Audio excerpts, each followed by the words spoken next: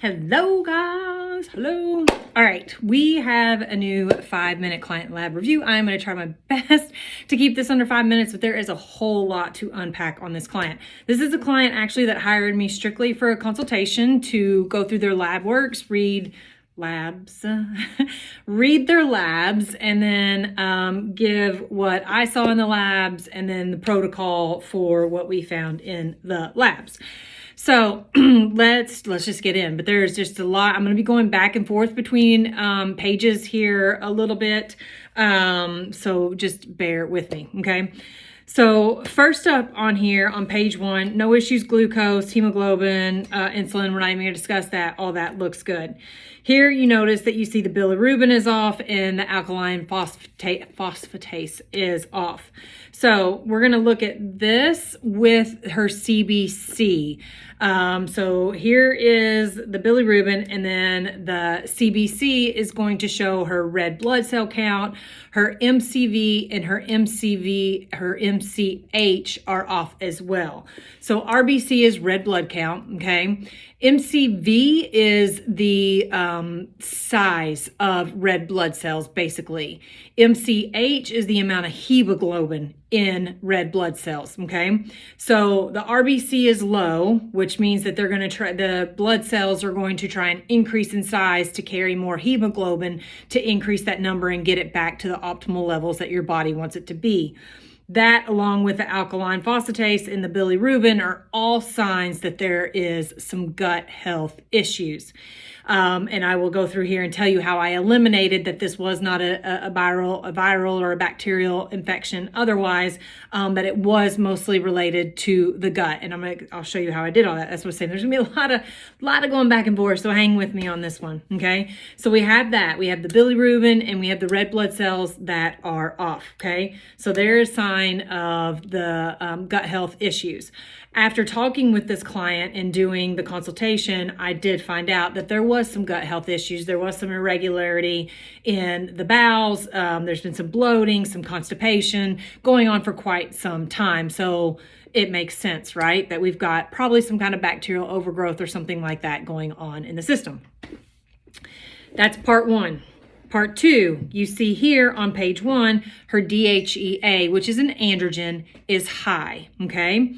That coupled with, if we go to the next page, is going to show you that her testosterone is high as well. So the DHEA and the testosterone or androgens both are marked high.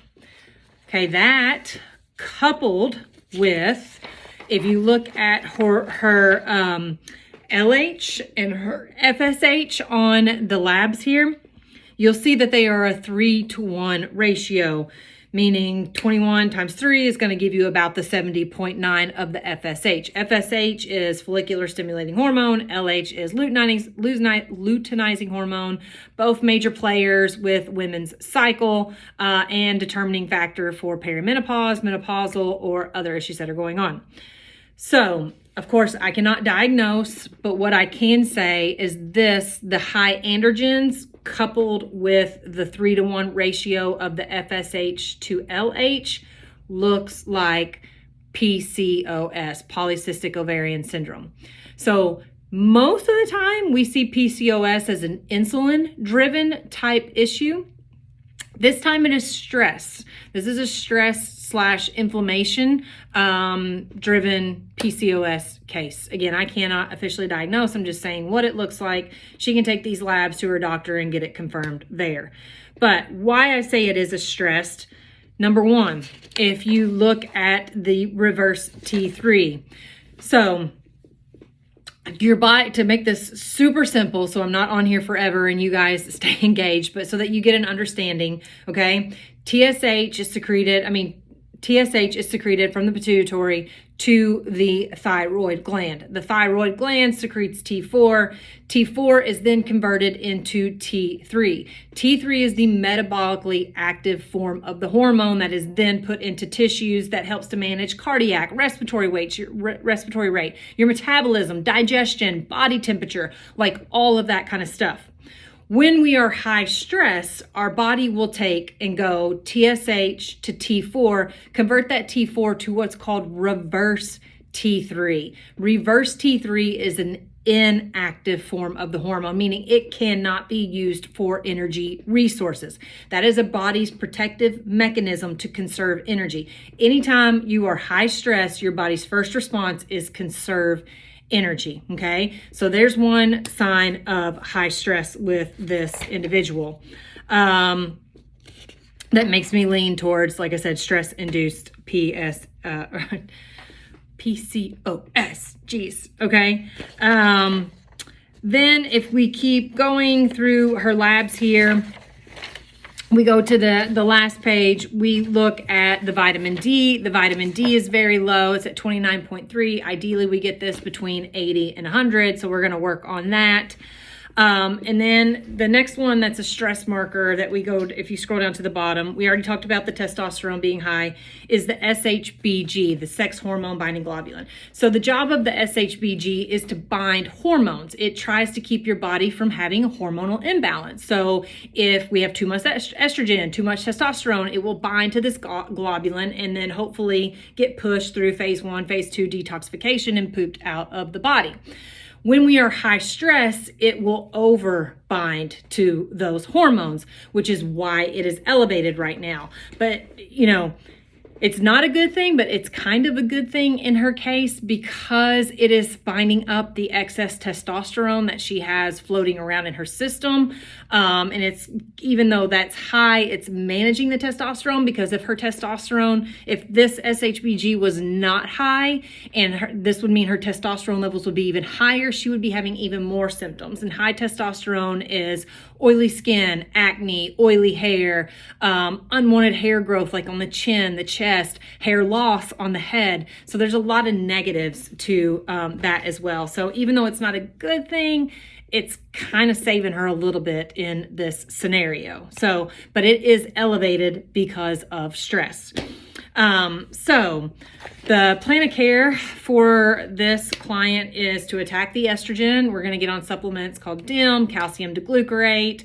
We're going to get on something to support the liver, because all your hormones are processed and methylized, which means try to make them water soluble so that we can poop them out, basically, through the liver. So basically, we're going to be doing a big flush of her system, and this liver is going to need a lot of extra support to be able to operate functionally or optimally through this process. So we're going to support it with some NAC.